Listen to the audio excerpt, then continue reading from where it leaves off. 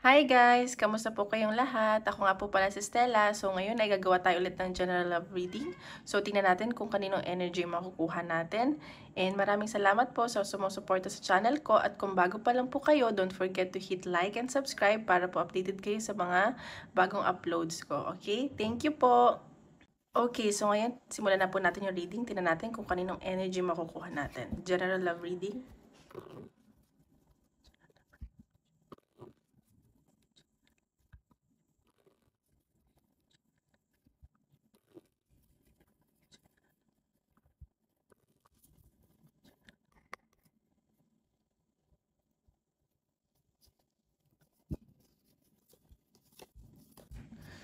Okay, so may nakikita ko dito ang pagtatalo at hindi kayo masyadong nag-uusap ng person mo. Kasi nakikita ko dito parang nawawala yung excitement sa relationship. Parang napapagod, ganyan. At may dumarating na new love interest, ganun. At may nakikita din ako baka may pagbabalik yung person mo or namimiss, ganyan, travel. So, mahal ka naman ng person mo, pero parang ikaw, isa sa inyo, nagkakaroon ng new love interest. Tapos isa sa inyo, mataas yung pride, ganun. Kung ikaw babae, ikaw to, pero lalaki. Ayan. So, tingnan pa natin. Ano papakita dito? General love reading.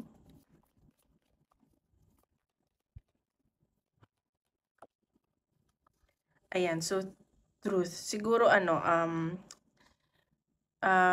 nakikita nyo na yung totoo or may nalalaman kayong totoo at nasasaktan kayo, hindi nyo matanggap kung ano man to or gusto nyo malaman kung ano ba talaga totoo nararamdaman sa'yo ng person mo.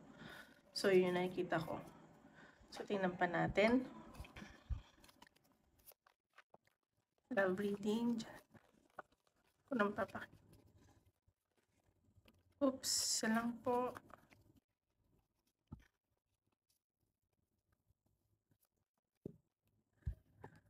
Change, transition. Ayan, so may nangyayaring pagbabago sa connection nyo ng person mo.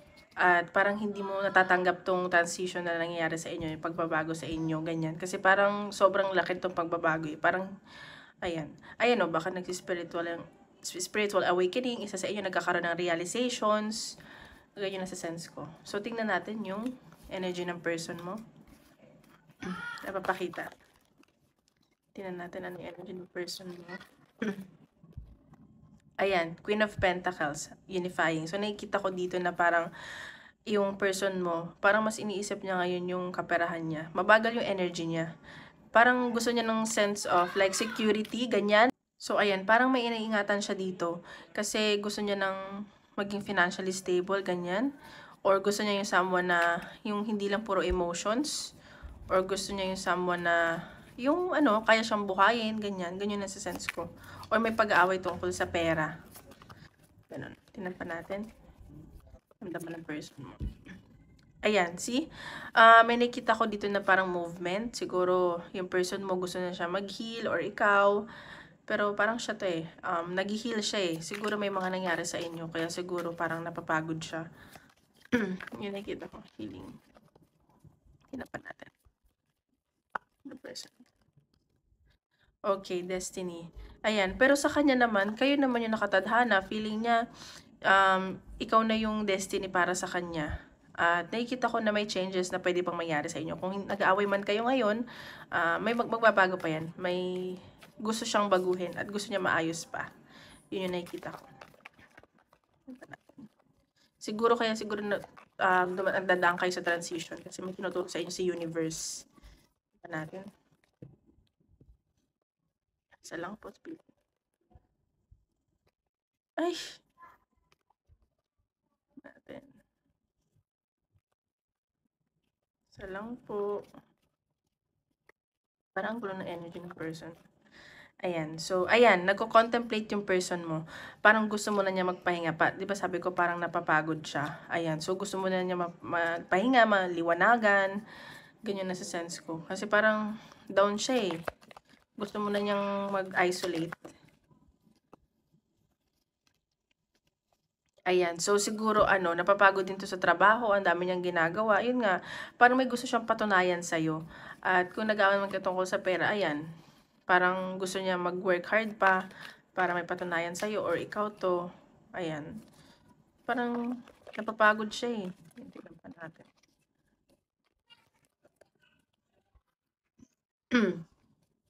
Ayan, 'di ba? Sabi ko parang may spiritual awakening na nangyari sa inyo. Ayan. So, siguro gusto niya may changes na nangyari. Hindi ko alam kung sa religion o gusto niyang ikasal kayo. Basta may nangyayari sa kanya na parang sa sarili lang niya. Parang hindi pa niya masabi. Mag-change ba siya ng religion o ano? Ganun. Or may involvement na pera sa religion. Sorry po ah. Ayan, Four of Pentacles. So, ayan, may nakita ka din ako possessiveness tsaka pagsiselos dito. At, ayun, ito yung nagiging ano. Kasi, parang may pagdadamot ako na sense. Siguro nga baka, ayan, nag-aaway kayo tungkol sa pera. O ganyan. Ano pa natin?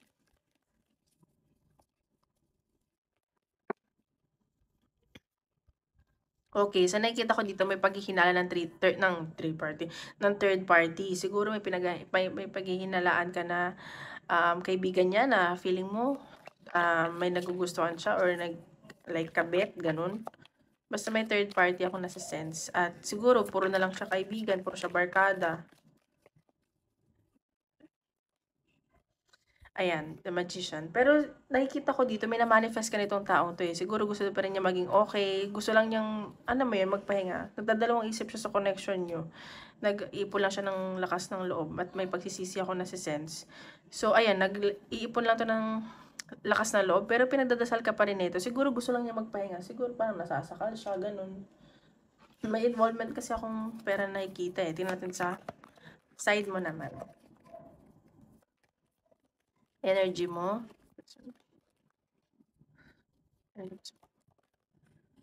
Okay. So, ayan. So, nagiging patient ka dito eh. Wini-wish mo pa din na maging okay kayo. Kahit nagmamatigas ka, deep inside your heart, gusto mo pa rin siya. Alam mo yun. Tignan pa natin. Ayan, Ace of Pentacles. Wow, may maganda pa parating na pera sa'yo. Siguro nga, ikaw tong mas may financially stable sa inyong dalawa. Kaya siguro, alam mo yun, parang ego na rin sa person mo eh. Kasi parang ikaw yung maganda yung kaperahan ngayon.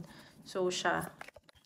Siyempre, kahit naman sino, kung lalaki man siya o babae.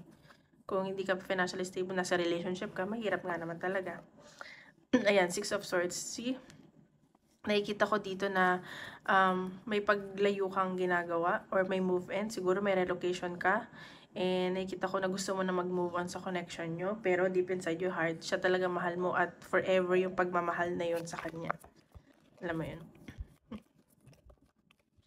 Ace of Cups. Ayan o, mahal na mahal mo yung person mo. Sobra-sobra yung nararamdaman mo dito sa person mo. Alam mo yun? Parang overflowing. Sobrang emotional ka ngayon sa nasa-sense ko. At hindi mo maitatago na siya talaga yung mahal mo. Tingnan natin yung mahal mo. Ayan, so marami kang choices. Marami kang manliligaw, ganyan. So, pinagpipili mo kasi parang sinasabi mo sa sarili mo, bakit siya pa? Bakit siya pa yung mahal na mahal ko? Eh, marami naman nagkakagusto sa akin. Yun nasa sense ko. So, nakikita ko dito na parang, ayan, lapitin ka din ng tukso. Marami kang choices sa mga tukso, pero may isang tao ka dito na kinakausap na parang siya talaga yung mahal ko, ganyan. Parang, ano ka din, parang may gusto kang kausapin na kahit lapitin ka ng tukso, siguro friend mo to. Like, siya talaga eh, kahit anong gawin mo, gano'n. Hinapan natin. See? Namimiss mo yung person mo at gusto mo mag-offer pa rin siya sa'yo. Siya pa rin yung gusto mong balikan or makasama. Ikaw yung emotional dito eh. Hinapan natin. Baka babalik din to. Ayan. So, ikaw, willing kang, kunwari, problemado siya financially, willing ka naman tulungan siya, na magtulungan kayo, hindi mo siya papabayaan. Ganun yung nasa sense ko. Parang ikaw na yung mag-ano dito, mag-give in, magbibigay ng way, alam mo yun? Like, tutulungan mo din siya. Ganun yung nasa sense ko. Martyr ka, girl or boy? Ayan. So, 10 of Wands. Kahit nahihirapan ka, ayan, pero gusto mo maging maayos kayo. Ayan, may nakikita akong celebration. Siguro, merong magpa-party, ganyan. Or, ayan, may new beginning ako nakikita para sa inyo. So, huwag ka mag-alala, okay? So, tingnan pa natin. Ano pang Makikita ko sa connection nyo ng person mo.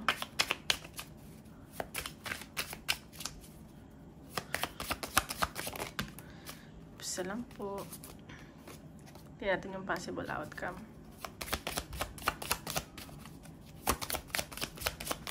Possible outcome. Ayan, see? Ayan, may paparating sa yung good news. Siguro may message ka niya, ganyan. At baka matrap ka dito.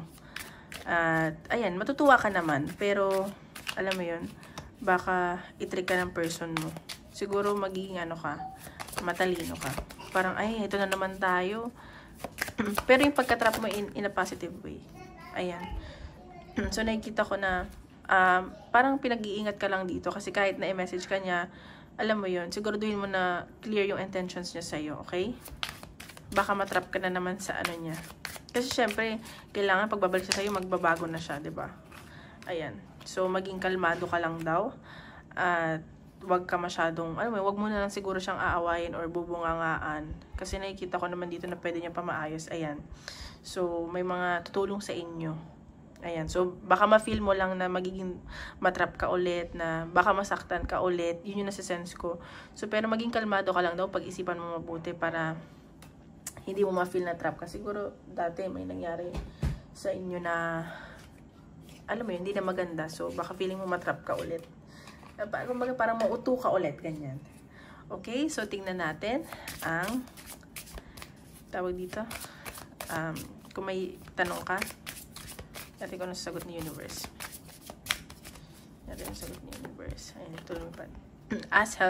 Ask for help from others. See, sabi ko sa inyo, kausapin mo yung mga friends mo, may mga tutulong sa'yo. Ayan, there's something better. Oh my God. Baka may ending na sa inyo kahit na mahal mo siya. Pero, you never know. So, ayun lang po. Maraming salamat. Tomorrow ulit.